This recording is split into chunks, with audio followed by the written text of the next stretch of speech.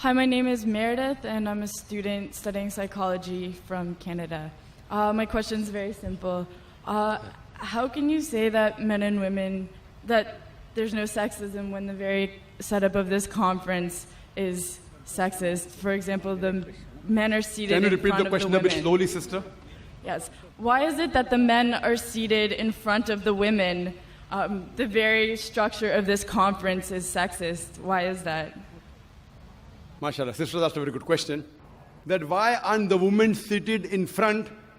No, why are we not, if you're going to separate us, how come we're not left to the right? Correct. Why is one in front sister of the asked a very other? good question. That why are the women, if you believe in equal, why not left and right? Why not? It's a very good question, sister. Because the Quran says in Surah Nur, chapter number 24, verse number 30, say to the believing man that he should lower his gaze and guard his modesty. Whenever a man looks at a woman, any brazen thought comes in his mind, he should lower his gaze. Now, if the women are sitting on my right, I will only have to speak looking on the left. Because I cannot look at them. Yeah, I can look at everyone. Sister, I cannot see your face also from here. You may look at my direction. If you want to see me close, you can see on the screen there, no problem. But for me, the Quran says, the moment I look at a woman, I should lower my gaze. Unless she's my wife, or she's my mother, she's my daughter. And if someone says that someone looks at a woman and nothing happens to him, then he requires a psychiatrist. So if you were here, I would talk to you like that. So you'll tell me, what an ill-mannered man is this? Showing me his back. Now my gaze is there. Knowing the microphone, I cannot see you. I can just see, okay, just a little bit here and there. So I'm maintaining my hijab. Now when we have lady speakers speaking, only ladies, front row, no problem.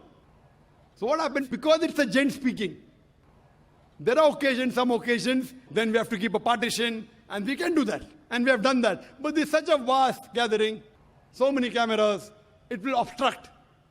So that's the reason, but in no way are we trying to say that the women are inferior. That's the reason we have got a screen close to you, mashallah, especially for sisters who are sitting a bit more behind, so you can get the view.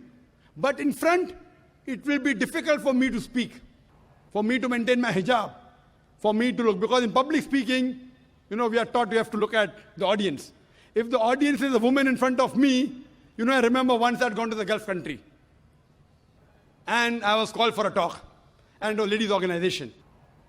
I always say that at least the front row should be gent, But they didn't do it. So half the talk I gave looking at the ground, and balance half looking at the ceiling. Down, ceiling, up. Believe me, I was in hell. Not because I was in company of ladies. I was in hell because half my lecture I gave looking at the ground, and half my lecture looking at the ceiling. I had to maintain my hijab.